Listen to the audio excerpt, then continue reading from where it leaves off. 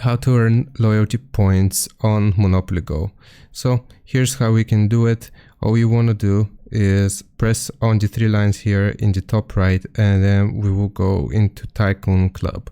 Now this is going to take us to the website, the Monopoly Go benefits website.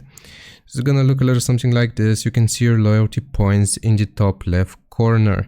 And if we click on the three lines again and go to benefits, you will see this: spend loyalty points on any benefit from club to progress on the milestones. So how can we get loyalty points?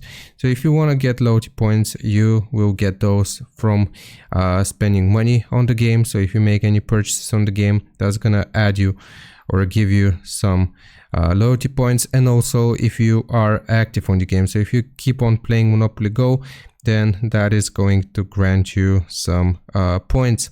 So hope this answers your question. Leave a like and sub, and I'll see you next time.